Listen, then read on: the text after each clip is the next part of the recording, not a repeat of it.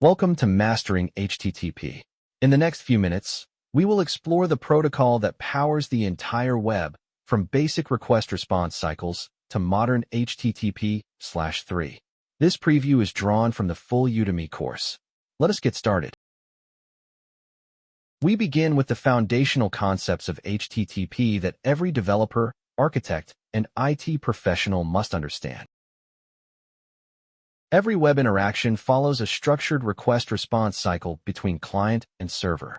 The cycle begins when a client sends an HTTP request containing a method, URL, headers, and optional body. The domain name is resolved to a server IP address through the DNS system before the connection is established.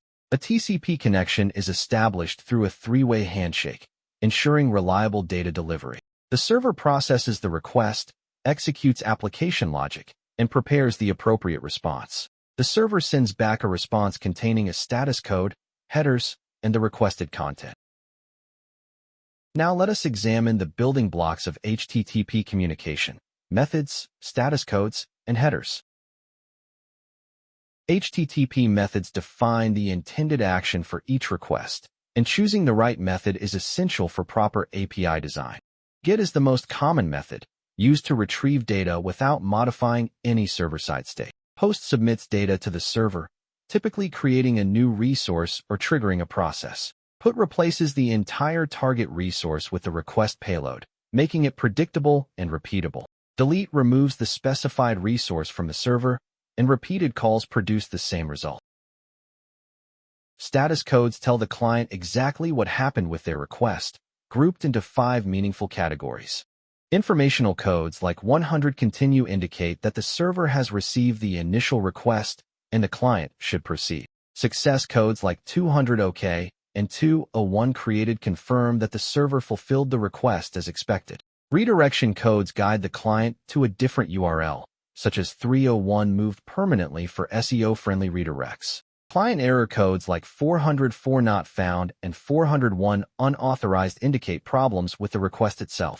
Server error codes like 500 internal server error signal that something went wrong on the server side. The evolution of HTTP has brought dramatic improvements in performance, security, and efficiency. HTTP/1.1 served the web well for decades, but its sequential nature creates bottlenecks for modern applications.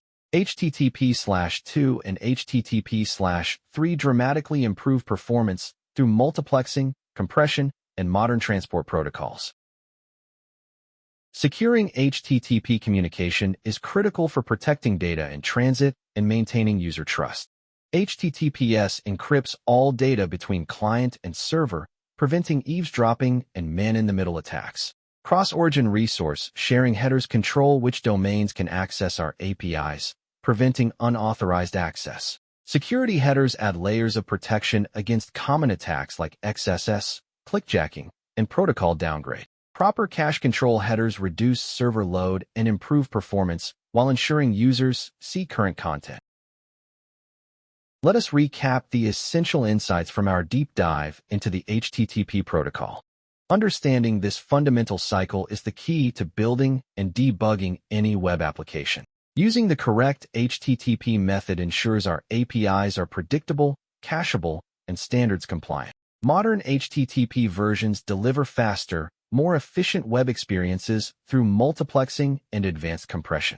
Every web application must use HTTPS to protect user data and maintain trust in our services.